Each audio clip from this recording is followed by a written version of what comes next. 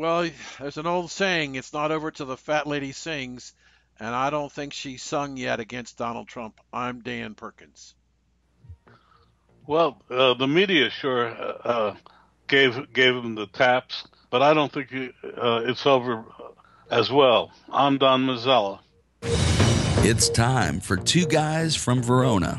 Each week, you will hear from Dan Perkins, a financial expert, a regular columnist for the Hill website, and best-selling author, and Don Mazzella, a veteran journalist, author, and radio host talking about things that concern you politically, financially, and socially. They will also try to give listeners a heads up on future happenings. Well, Don, um, there's a lot of things going on into this campaign. I think the last 2 weeks have been phenomenal for Mr. Trump. So, as I said in the opening, the fat lady hasn't sung. In fact, I saw a Rasmussen polls yesterday that now shows Trump up one. We talked about several weeks ago, Hillary's and I wrote for the Daily Surge a piece about her strategy for August. She said she wasn't going to talk about the issues. She was going to focus on Trump's character to be president of the United States, which is the same tactic that they used when Bill was running against Bush 41, and it seemed to work. I said to you at the time, and I said in my piece, if at the end of August Mr. Trump is close, she's going to have spent an enormous amount of money. Some are now saying close to $100 million to try and destroy Trump's character. And she hasn't succeeded. She's given up her 7-point lead in the polls to being tied to, in case of Rasmussen, down one. I thought that last week was a phenomenal week for four reasons. Last 2 weeks, week and a half. His economic speech, which we talked about last week in Michigan, city of Detroit, was the home run. The following speech on what he wants to do about the violence and law and order was a specific message, an outreach to the black community of the United States, trying to build a relationship with them, talking about the 50 years that the Democrats have had control of the cities and what has it been like for you. He followed that up with a visit to Louisiana and the flood victims, and there were quotes all over the piece where black people were saying, Mr. Trump, we're glad you came. We knew you would. Thank you very much. And then there were the pictures of the president superimposed on top of a floating car swinging his golf club or trying to get through the water in his golf cart. And then on Saturday, this past Saturday, he had a conference with one of the significant Hispanic leaders in the United States, and the feedback from that meeting was very positive. Now, I'm not saying that Mr. Trump is going to be in a position to sway the vote of the majority of blacks or Hispanics, but he's gone a long way. And I think you told me this afternoon that the New York Times this morning labeled Mrs. Clinton a liar, which is I couldn't believe it. I was in But Go ahead. no, it's about as close as they came. They put it in quotes from someone else, but they actually put in their column the Republican national chairman called her a liar, and where they've never said it before, they actually quoted him. Yeah, So that's a major change. right. I also think that the thing that blew up this past weekend was the Rhino, Colin Powell, may have turned a little more Republican. He basically said that Hillary's statement before Congress, under testimony, sworn testimony, that she got the advice to create her own server from Colin Powell. Uh, he came out and strongly denied that on Saturday evening, that he gave her no advice about setting up her own server. In fact, he reiterated that he used AOL for his personal messages, but used a government server for the purposes of conducting government business. So now we have a situation where she has lied again to Congress, which is a perjury, which is can be construed to be a felony. Whether anything will happen about it, don't know. Whether the Justice Department will do anything, don't know about that. Then we had on Monday 15,000 undiscovered emails. Think about this: 15,000 undiscovered emails that the State Department had that they, for some reason, couldn't find and couldn't send them off to the FBI for their scrutiny. And and then they had the FBI transmitted a synopsis of Mrs. Clinton's deposition for 3.5 hours to the Congress, and that's causing a stir. So she just can't seem to stop lying. Mr. Trump seems to be becoming more focused. He's got a new campaign team. A lot of people see that as a panic, and I equate it to my experience in the business world, Don, is that if something isn't working, you try something and it doesn't work, and you give it a fair chance. If it doesn't work, you move on. You fire the person or you get rid of them, put them in a different job, and you look for new talent. And I like the combination of what he's brought in. Kellyanne is a very smart person. She's the first woman to head a major presidential campaign. So again, Mr. Trump is showing his support for women. And I think he's going to come out of August very possibly with a lead. I think the president made a terrible mistake by not going from his vacation to go to visit the flood victims, and Hillary has not expressed any interest whatsoever to go see the flood victims. These are kind of things. And then she announced this past weekend that she's talking to her staff about possible candidates for cabinet positions. So I think she's way out there in terms of overestimating her strength and underestimating the outrage of the American people. What do you think? Well, I think that particular thing about, quote, creating a transition team, no presidential candidate has ever done that before Labor Day. Most have not done it officially until the middle of October, if then. That I think was a mistake. The thing I keep talking about, and I'll talk about in my segment, is how the media is letting her get away with all of these outrageous acts. It's a feeling I have that they will do everything in the world to bend over to keep her on the road to the White House. But I'm not as optimistic as you are, but I'm much more optimistic about it, about Donald Trump's chances. If you look at it, I was talking to someone over the weekend, and we recalled, you may have, when Governor Dukakis from Massachusetts was running against Ronald Reagan the first time. Right. He had a huge lead when they began. And until they did 15 points in June. 15. Right. And then they made the ridiculous mistake of putting him in a tank. He no more belonged in a tank than you or I. But anyway, that and Willie Horton turned the election. And I think we're going to see one or two other things that may not work. But the main thing is the New York Times led today's paper with the banner headline that the email simply won't go away.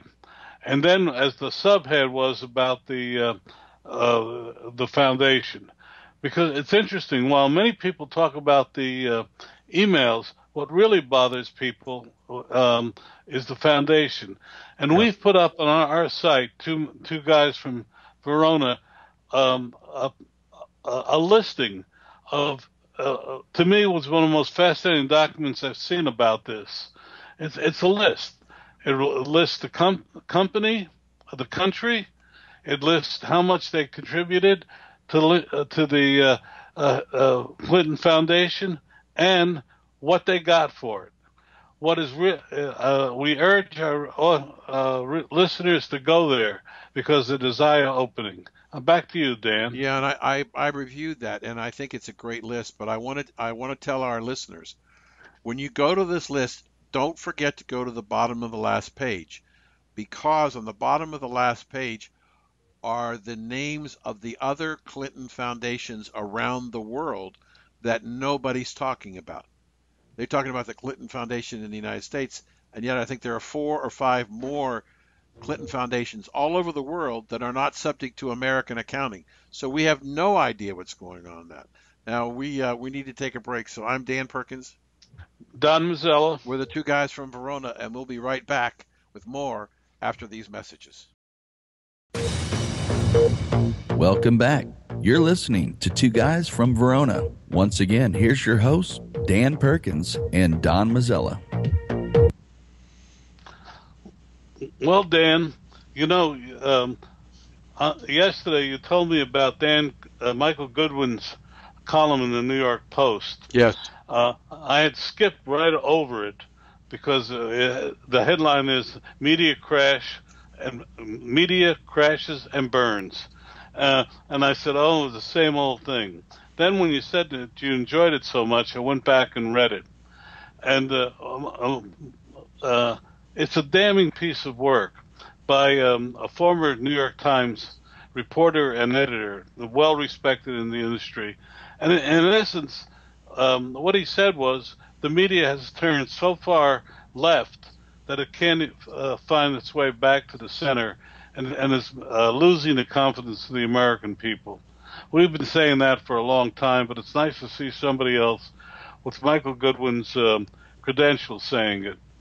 And it was ironic. He mentioned in the piece the old editor of the New York Times, Abe Rosenthal. Now, he's a legend in the newspaper and news business because if you ask me where I got my thinking about what a journalist should be, it's from people like him and the people I knew at NBC News. And Goodwin mentioned him, and he said, as editor, he said he knew his reporters were left, so he always leaned right for the coverage. And Goodwin felt, and I agree, that we have unfortunately gone so far to the left in the news columns that the idea of balanced journalism is so out of kilter as to be meaningless. And we're seeing this in the presidential election. We're seeing it in all of the other stories coming in. And I'll give you just one example, ironically. In today's paper, for our local newspaper, the Bergen Record, there's a story about my town, Palisades Park, which is about 49% Korean, that they are demanding that they have translators at the council meetings and the Board of Education. Now, in my father's day, I'm a son of immigrants, my father would have been forced to learn English. But here, the Koreans in town are forcing us to bow to their needs. Now, but as someone said, well, if we have a Korean interpreter, since we also have Spanish living in town, do we need a Spanish interpreter? And since we have Japanese in town living here, do we need Japanese? Then walking here at dinner time in town, I realized we also have a very large Yugoslavian population in town. In fact, the Palisades Park at one time had almost a third Yugoslavians. So what I'm trying to say, instead of going back to a melting pot of English, we're further fractionalizing it. Now, what does that have to do with the media? Because if you read the story in the Bergen Record, as you read all of the stories in the New York Times, this is a good thing. Well, I don't think it is. I think our media has gotten so far out of kilter that they wouldn't recognize fairness if it hit them in the face. Back to you. Well, I agree with you. I thought the Goodwin piece was exceptional, especially from the standpoint of of the media, somebody within the media with a very good reputation coming out against the media. But I think it's gone even further than that, Don. I have seen examples where, for example, a reporter is interviewing a person who has um, his persuasion is more towards Donald Trump, and the camera goes black. Or there are people that are on a panel, and when it comes to the Republican who's trying to support Donald Trump, the camera goes off or the sound goes off. And I've seen it time and time again.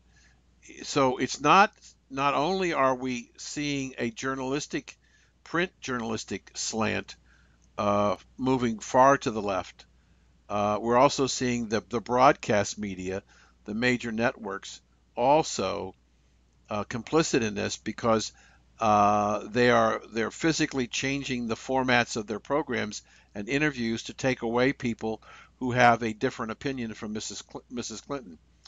I don't know. I did see recently where there was a group of people who were protesting coverage of CNN and were actually screaming at the reporters, trying to drown them out from making the reporter uh, talking about being biased. And I wonder, you raised an interesting point in your commentary. I wonder whether or not the media, which has now gone so far left and so abusive of what's going on, if they can ever come back to the middle, and what does that mean about their credibility in the American scheme? What do you think about that, Don? Well, there's several things. The very fact that Fox News is the number one news channel tells you a lot.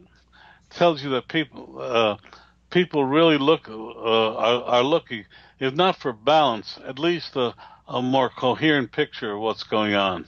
You and I have been talking about polls and what's going on and how people. We were on earlier today on the January Jiggy show with this individual from the West Coast who's apparently very smart. If his bio is right, that uh, many of the things he said really reflected the fact that he's getting a superficial picture of the race. For instance, he said she was up by 8 or 9 points. Uh, when our colleague IQ asked him, name 3 things that Hillary has done publicly, they, he could not. More importantly, neither has the media been asking the question that sank Teddy Kennedy, which was essentially is, Mrs. Clinton, why do you want to be president? No one has asked her that question yet. And that is the biggest question. Um, she has still not articulated. It's almost, she says it's her due and she wants to do this and the other, but it doesn't say why she personally wants to do it. Why doesn't she take her billions and go home? Yeah. That to me, it's up to the media to make that call. So have you? I haven't seen anything, but I've been kind of out of touch for a few days. Do we know yet who the moderator is going to be for the debates? No, no, we don't. I'm told there's a lot of shuffling back and forth going on, and there's a lot of feeling. One of the things that has come up is the fact that Hillary Clinton has not held a press conference in 2 years. Right. Outside of the one where she said she didn't like carrying 2 cell phones, which we all know is a lie. The point is, the woman seems and appears, and I'll use those words because that she thinks nothing of lying, and I think they just don't want her to have a withering question from news people. Back to you, Well, we're out of time on this segment, so this is Dan Perkins, Don Micella. two guys from Verona. Go to our website and look at the report on the contributions to the Hillary and Bill Clinton and now Chelsea Clinton Foundation, and it's amazing, amazing where the money has come from. We'll be right back after these messages. Welcome back. You're listening to Two Guys from Verona. Once again, here's your hosts, Dan Perkins and Don Mazzella. Well, Don, well, I guess I'm not done with Hillary yet in the sense that I need to talk about the election. And I'm amazed at the number of people as I talk to people across the country who still have not either focused on this election or focused on what the issues are. And so I guess because we live with it and breathe with it every day, we're close to it, and we assume improperly that the decisions, the stuff that we know, other people know, and I believe that that's a mistake on our part, and we have to try and correct that. I thought that the article that you referred to in your piece that's on the website about where the money come from and what was the exchange. Um, the one expenditure which blew me away was $158 million from the Commonwealth of Australia for support for the trade agreement. $158 million. As I started to peruse it in more detail and I looked at contributions that were made in exchange for her support for arms deals, it was enlightening to me because it showed me my own personal ignorance of the power of the State Department. If the things that happened that Mrs. Clinton decided in favor of Clinton donors is been typical of previous State Department heads in this country, that they have that much power to decide where money's going to be spent. I don't know, I'm not enough of a student of the State Department to understand that. But really, if one is trying to build a case of play for pay, this document, there was a company, education company, I believe in Dubai, that paid Bill Clinton $5.6 million to be the honorary chairman of this educational institution. $5.6 million to be the honorary chairman. He didn't have to do anything, and the company that ran the private schools, the profit schools, also made a $10 million contribution to the Clinton Foundation. I really don't understand, and I've thought about this a lot, and you and I have talked about it. Is there a point that we can point to that when this country ran off the rails? And I believe I can say with reasonable assurance that I believe when this country went off the rails as it relates to the treatment of black people in this country actually came when Lyndon Johnson signed the War on Poverty.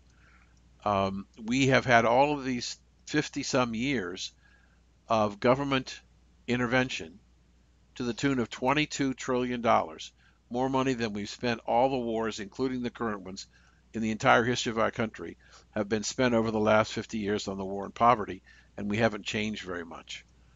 And and you pointed in your earlier commentary how much the major cities of this country have been controlled by the Democratic Party for 50 years. And what have they done? What have they done? How are they how are they continuing to get the kind of votes when people say Mrs. Clinton may get as much as 89 to 95% of the black vote in the country? Because she's playing Cinderella, she doesn't go there.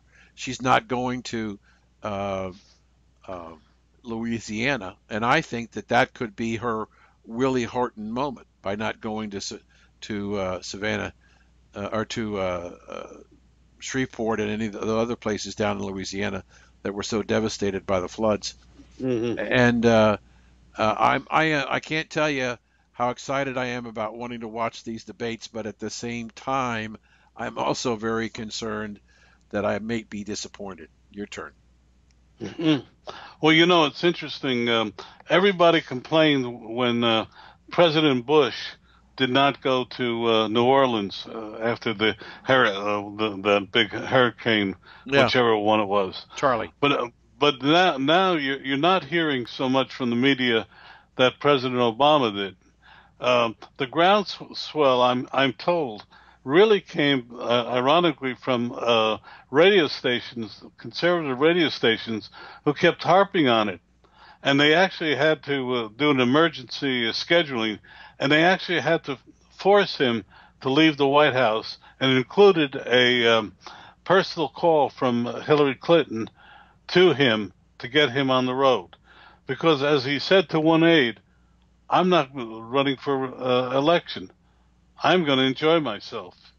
Yeah. That's a quote I've heard, which just filtered down a few minutes ago. But why would Hillary be calling the president? Why doesn't Hillary get on her plane and go and visit like Trump and Pence? Why wouldn't the two of them go there and do at least put in the same kind of appearance at her major candidate? Because I'm convinced, in my mind, I'm convinced that the president doesn't really want Hillary to be elected. Number one. Number two, she does not want to be too closely identified with him, because all Donald Trump has to do with their debate is say, "Are you better off today than you were 8 years ago? How's your doctor? How's your health care?" Mm-hmm. We just here in New Jersey lost another health care provider who opted out of the ACA. If you ask the one question that Ronald Reagan did so eloquently, are you better off? Most Americans will tell you no. Right. Are we better off spending those trillions of dollars on poverty row? The only difference is made, it's more expensive to live today than it did in 1965. It's funny. I remember working at NBC News, and I had 15 cents for the subway uptown, 15 cents down, and 15 cents for the soda to go with my homemade sandwich. Yet we managed to get by, and I managed to pay for my education. Today, someone was telling me the other day, to go to Georgia Tech, where I went, cost $40,000 a year, not including your food and lodgings. $40,000. When I went, it was $600. Mm-hmm. And I was an out of state. Yeah. I'm sorry. Now we'll go back to you, but no, but let me just follow that real quickly. One of the reasons, and I did a study on this for a column a long time ago. What makes college so much more expensive? Why is the cost of college going up faster than anything else in the country? Nothing is rising as fast as the cost of college. If you go, and this is really a tough thing to do. If you go to the income statement and the balance sheet of a public university, and I happen to choose The Ohio State University, between salary, benefits, and pensions, eats over 85% of the operating budget of the university. And it goes up because of the defined benefit pension plans that they have underfunded, but they still have the liability for, and they're continuing to have to raise tuition and fees in order to try and begin to make up the shortfall of a pension system that's absolutely destroyed. And it's not only in Ohio, it's many other places. So it's the actual overhead, the salary and benefits paid to the employees and the teachers is what's eating up and causing prices to have to go up because of the union contracts. And as a result, they have to raise tuition in order to cover that. And this is why when I heard Hillary's early on in her campaign, she and Bernie wanted to make college tuition free. And then now they've backed it off to say, well, two families up to $125,000 a year in income. The budget busting potential of that one piece of legislation is enormous. If you do a study, and you can go to Google and find out, what the tuition, room, and board cost for both public and private universities in the United States, it's an astronomical amount of money every year. She thought she could do it for $450 million. Well, you can't even buy 6 months worth of tuition, room, and board for the kids in the United States for $450 million. You can't do that. And so, again, another program that's going to be woefully underfunded. It's going to be broken, so the Democrats can come in and say, well, we got to fix it. We got to raise more taxes. It's just a continuation of Santa Claus. And as we continue to raise the debt, one of my greatest concerns, Don, is that we've got such a built-in debt exploding structure. Even if Mr. Trump gets in, it's going to be hard for him to start cutting the budget. Now, I think one of the things that he can do is go to zero-based budgeting. Forget about these automatic increases. And I think with zero-based budgeting, which many businesses work on, you adjust your budget based on economic times. But I just think that it is a situation where we have a country at stake. We have a lot of people who are ill-informed. You know, I think I mentioned on our show last week, I was watching O'Reilly and his Waters. He sent Waters out and some of the Stanford and Yale and Harvard, and a lot of the students thought that the person who was running against Mrs. Clinton was Karl Marx. They have no idea what's going on in the political process, and so, but I think that there are an awful lot of people out there who still don't understand what's going on in the political process, and as a result, we've got ill-informed voters. Now, I believe that I saw a report last weekend that the number of registrations is going through the roof, and it's Republicans that are registering, not Democrats. Well, according to the New York Times, just the opposite is happening. It's very interesting. They took the same set of numbers that I looked at and interpreted them one way, and I bow to the to the people there. I can look at numbers just as well as you. And it looked to me as if there were a lot more Trump people than the Times was giving credit. Right. But then again, you know, it's amazing. It's not real until the Times says it's real. Right. Yeah. But so does that make, based on the article this morning on the Times, when they alluded to the fact that she's a liar, is that a fundamental change for the New York Times? That's the first time I've seen it in print. The Republicans have been saying for a long time. I don't say I catch.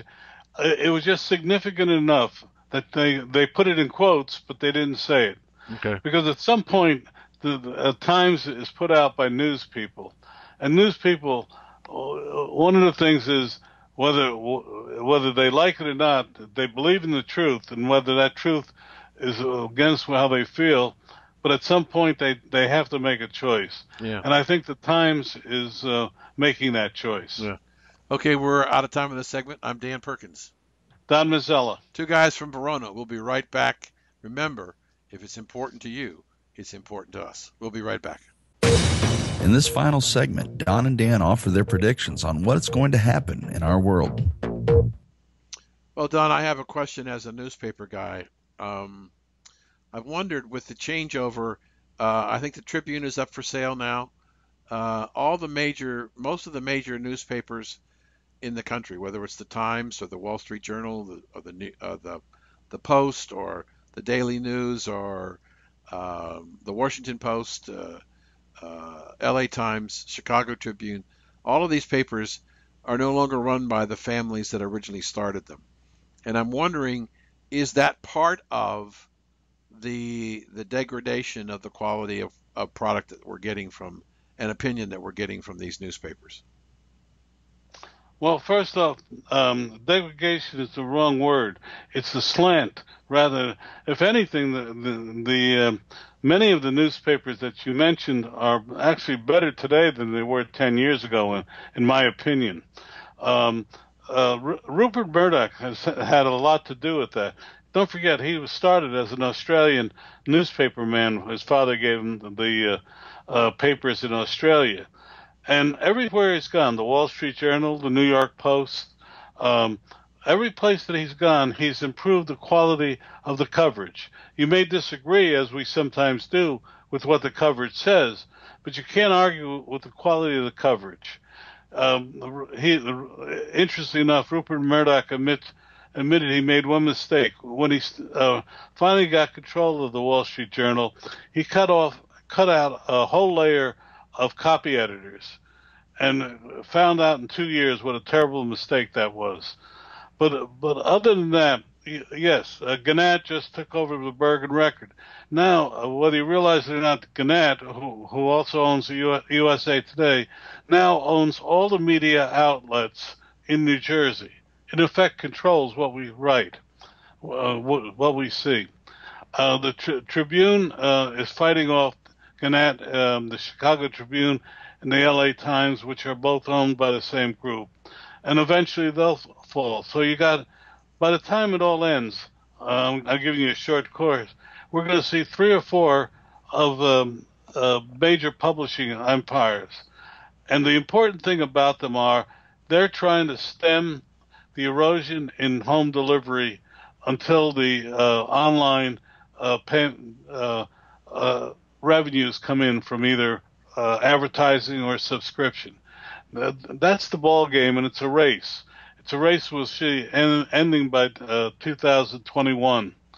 But as far as the quality goes, I actually think the quality has gone up in many publications. The difference is it's gone in the wrong direction. Yeah. So back to you, Dan. Let me follow that with just a couple of quick questions. I understand their desire to build an online presence, and I'm just a little guy. I write for 5 different blogs, but I saw recently, over 2 weekends ago, that Drudge reported that they had 1.5 billion page views in the previous 30 days. I write for the Daily Caller that gets 48 million page views a day. This alternative media, which is expanding, and we know that the Hill where I write is also expanding. They're becoming the new generation of newspaper, and you don't pay for it. It's online. There's advertising. I'm not sure that the old line brick and mortar news organizations can compete with what's going on, because the online services are expanding so rapidly, and the quality of what's going on is getting better and better. And I think the objectivity and the true reporting is more balanced in the internet media than it is in the printed media. I wish I could agree with you, Dan, but I can't. For one reason only, I'm old school, and I don't like anything going out to the public where at least 2 people haven't looked at it. And many of these online publications you're talking about do not have the controls in it to make sure to ask the question. Look at Gawker. Gawker is out of business today because the editor just decided to run the video. If he had saner heads, a copy editor or somebody, he might not have run it. Or he would have, but it made no difference. But I'm going to disagree with you, because there have been numerous examples of the printed media where falsifications have been done. In fact, didn't one person win a Pulitzer Prize on a false story? Absolutely. So where were the controls in those situations when reporters didn't get their proof, and the editors decided to go ahead and run it in the hard copy newspaper companies? Well, I can answer for several of those, including the University of Virginia, where you had the rape case. They went with the story without really vetting it the way it should have been done. It happens, and it's gonna happen as time immemorial. Every time I sit down to write, I see Anthony Pisa over my right shoulder. That's because I wrote an obituary for a soldier in the Vietnam War. Instead of Charles Peasy, I called him Anthony because he looked like my cousin. And somehow it got in the paper. Wow. Well, Uh, we're out of time again. So this is Dan Perkins. Don Mazzella. We're the two guys from Verona. We thank you for listening. Go to our website and look at the news story, and we'll see you next week. You've been listening to Two Guys from Verona with Dan Perkins and Don Mazzella. For more information about Dan and Don, please visit twoguysfromverona.com. Tune in again next week to hear two guys from Verona give their unique take on today's world. Until then, have a great day, and remember to keep faith in America.